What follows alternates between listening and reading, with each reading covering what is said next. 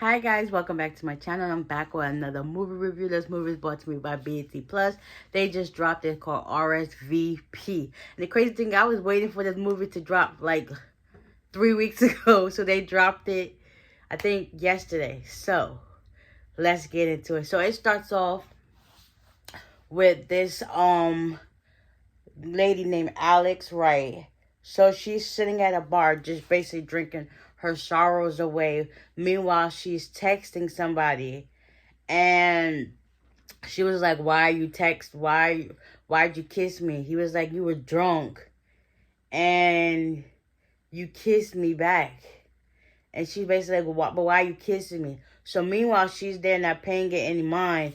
The bartender is basically steadily feeding her shot after shot after shot after shot, thinking like, okay, it is what it is. Next thing you know, one of her closest friends come in, Marcel, and he basically telling the bartender like, get her one more shot, get her one more shot, and then he ends up leaving to go wherever he had to go.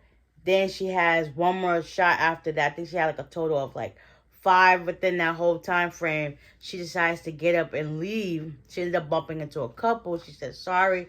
She gets on the road. It's now, I guess, morning time. And she ends up getting into a car accident and she goes to the hospital. The husband, Maurice, he's at home and he sees on the news that his wife is now in the hospital. So fast forward, she died of her injuries. So 10 months later,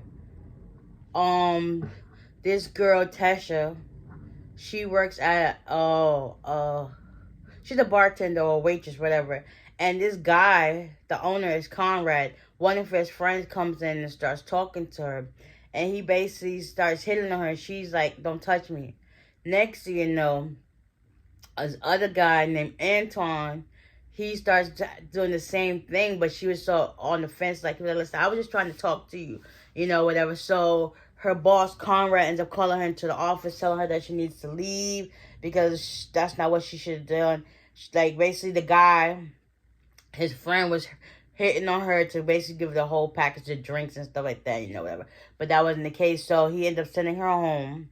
So when she gets home, her roommate Dominique is there, like, listen, yeah, some guy came, or the owner came and said, like, listen, we're about to get evicted. So she was like, yeah, I know about that. I mean, I didn't see it, but I know the guy came and was like, listen, if we don't pay the rent in the next week, we gotta leave. So after that, the next day, she's getting ready to go to work. Kind of find out her car gets towed. Her friend Dominique calls to tell people to let her know, like, what's up. She tells that to Tessa, and Dominique ends up getting her Uber to go to work. So I guess she gets out of the Uber at the same time. She's already having a bad day. Some thug tried to rob her, and she put her martial arts skills to test, like almost broke his arm. Meanwhile, her friend Dominique is peeking from around the corner like, what the heck is going on with this girl? And the thug ended up running away because he got scared. So fast forward, Antoine and Tesha started growing their relationship. It's now, what, 2 months in. Supposedly there's these Rsvp notices that's gone out. Some guy named Francis come to pay the bartender from when Alex got into her accident. Paid him a visit. Was like, listen, you was the one that could have basically stopped her. You could have cut her off. You shouldn't have kept feeding her all them drinks. So it's like they got footage of everything. And now they're trying to figure out what really happened and who was the cause of her death, which is, I guess, everybody that she was in contact with. So Francis, or Francois, he ends up taking a hammer and bashing his hand in, like, on the top of a garbage can. That was the end of that. So fast forward, Antoine calls Tessa and was like, listen, I have this party that we're going to go to, Rsvp. Is in Denver on the 16th, which happens to be that weekend. And she was like, I don't know if I can make it because Conrad wants us to start working weekends, and because, you know, it's now busy season. He was like, well, I'll let him know that we could come. She was like, forget that job. Okay, fast forward. everybody that was in close contact with Alex and Maurice show up to the party, including Antoine. So, come to find out, Antoine is Maurice's half brother. He basically was the first one to die because he was the one that was in contact with Alex the day she was at the bar drinking.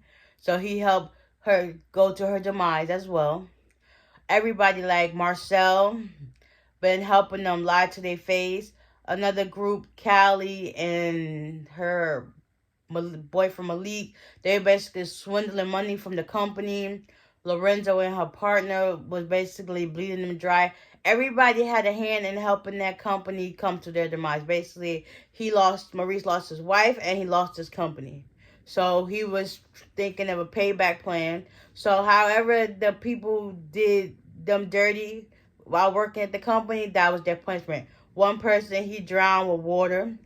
Callie, he basically sucked the life out of her by draining all her blood.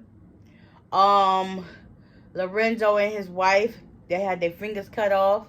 Maya and her husband was shot to death. But Maya was, she's like a social media influencer. Everything she recorded was live. He basically said, I got a spa day set up for you. He put her in a sauna and sucked the life out of her. Like, she was literally gasping for her last breath. Meanwhile, Tesha, she knew, she don't know nothing was going on, but she realized once Antoine got shot, like, oh, it's out to kill season. So she basically fought off every one of his henchmen one by one, and a few other people that was there, because you couldn't pay past nobody.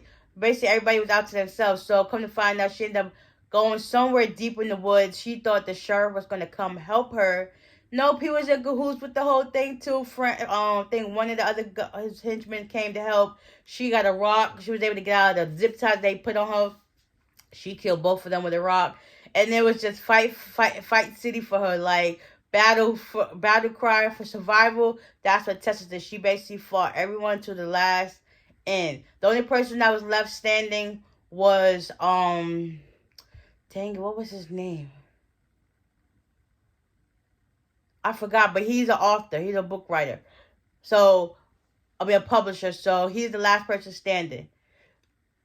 So after that, the publisher and Tesha was able to get away in the ATVs, and Maurice was trying to get them killed or whatever. He ended up crashing into like a tree and splits his whole inside. So fast forward 6 months later, she's now a best time author. The name of her book is How to Be a Bad Bee while getting out of tough situations. And that she did just that with the help of the publisher that she was able to save. And her friend Dominique was still there. I'm surprised he didn't take her. He was basically playing games with her. One of their old school friends, Dion Scott, he's a best time, I guess, singer or whatever. So he got the number one song on Spotify. So it was great. That movie was like so crazy, like. But Tesha, she did her big one. She stood on her own. She held it down for all the girls that be going through situations that they shouldn't even be in. Like, really put on her big girl panties and toughed it out. This movie was great. I definitely recommend y'all watching it. It's on BET Plus, called Rsvp.